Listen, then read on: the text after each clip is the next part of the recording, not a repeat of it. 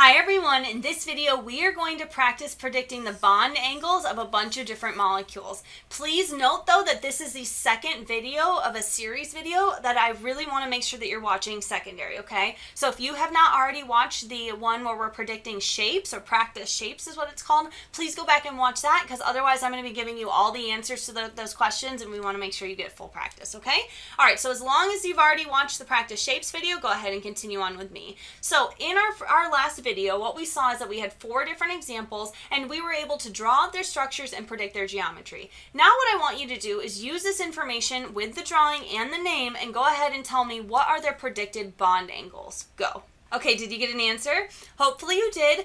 Hopefully what you're able to start kind of slowly piecing together is the fact that these are certain names that are always paired with certain bond angles. Bent is the only one that's a little tricky or a little shaky that you need to be aware of, but everything else you usually can just look at the title of the shape and know immediately what its bond angles are going to be. So for example, anytime you see a tetrahedral geometry, you know that they're going to have bond angles of 109.5 degrees. It literally does not matter what the atoms are, as long as it's tetrahedral, it's going to have this geometry.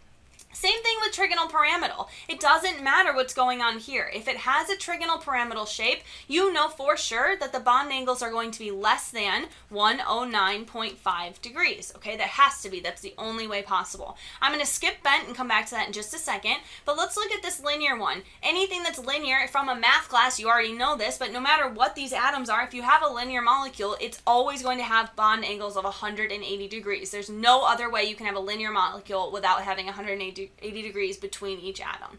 So now bent. Bent is the one tricky one, and the reason being is we have 2 different structures for bent. We have something that could look like this. I'm just going to use generic, so A, B, B, that has one lone pair there, or you have A that has lone pair, B, and B. Now this structure is called bent, and this structure is called bent, but they have totally different bond angles. This one has 3 regions of density, and so these angles would be considered less than 120.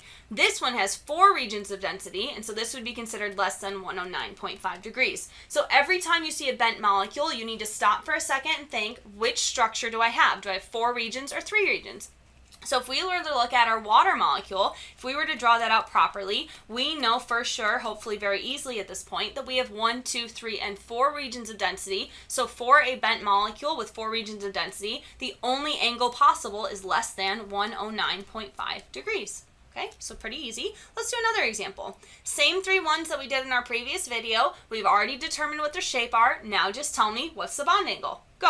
All right, did you get an answer? Hopefully you did, especially because for this first one and second one, if you listened to me at all in that first example, you could already have predicted these just like that, okay? So we know trigonal pyramidal is always going to have less than 109.5 degrees for its bond angles. Again, it doesn't matter what these atoms are here. For tetrahedral, same thing. It doesn't matter what's going on over here because the bond angles are always going to be 109.5 degrees. Now bent is our wild card. That's the one we have to be careful with, so we need to redraw out this structure. So we know we have sulfur in the center. Sulfur is in group 6, the exact same group as oxygen. So, oh, look at that. It looks very, very similar to what we saw in our previous example, which looked like water. So we can see 1, 2, 3, and 4 regions of density. That means for this specific bent molecule, it's going to have bond angles of less than 109.5 degrees. Again, 4 regions gives us this bond angle. 3 regions would give us less than 120. Let's try one more example, okay? Let's make sure we're all on the same page here.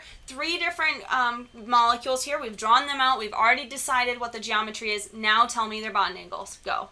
All right, so this one's a little bit trickier, and that's simply because I have 2 of our bent molecules here. But let's just jump right to our trigonal planar, because just like previously, we know if something has trigonal planar geometry, for sure it's going to have bond angles of 120 degrees. Doesn't matter what's going on over here, it's always going to be 120 degrees. All right, so now let's look at our 2 bent molecules. These both exhibit resonance, so I'm just going to pick one and draw the structure for it. So let's do for ozone. I'm just going to pick this one, okay?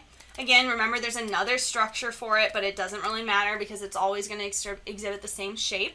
So now this has 1, 2, 3 regions of electron density. So unlike water, this one actually has bond angles of less than 120 degrees, okay? Same thing for SO2. It has the exact same structure as ozone. I'm going to draw the other structure this time, so the reverse of this. And so for this one, again, it's a bent geometry. Bent we have to look into for the actual shape, for the regions of density. And so for this one, we have 1, 2, and 3. 3 regions of density means that for sure this bent molecule has to have less than 120 degrees for its bond angles. All right, hopefully this is starting to bring this all together. It's this one big puzzle, this nerd puzzle that starts with Lewis structures, then we go to shapes, then we can do bond angles, and if you continue on with chemistry and come take it here at UT, we can even go even further and start to do hybridization and valence bond theory, and it's just so cool and awesome. So I really like this stuff. We're really starting to get into the really good, exciting chemistry, but hopefully the bond angle portion is now starting to make sense. If not, stop and just drill, do as many problems as you possibly can. Have a great week. Take care of yourself.